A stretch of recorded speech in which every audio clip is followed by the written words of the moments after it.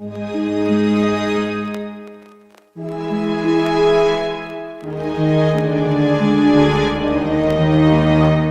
que yumpa, ¿sabes qué? Acá adentro no hay leales.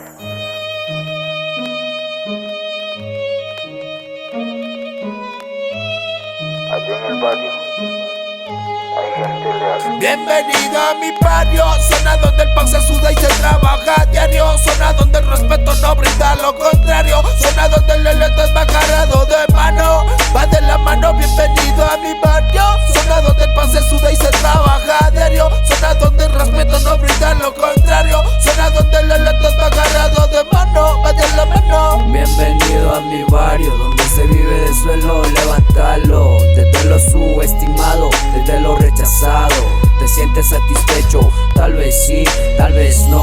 Ey, ¿qué pasa con aquellos raperos que van caminando por ahí todo relajado?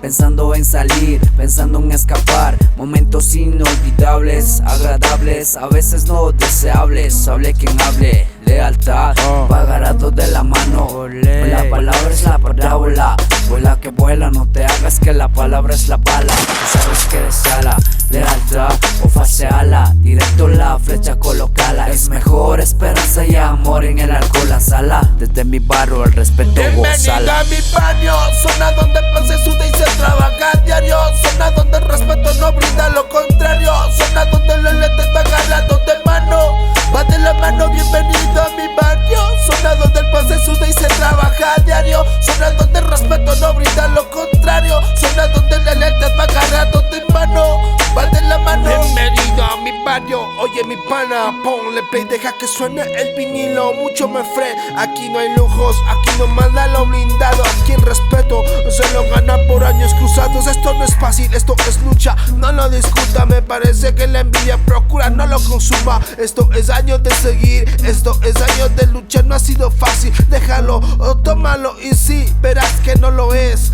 Tómalo y sí, verás que fácil es.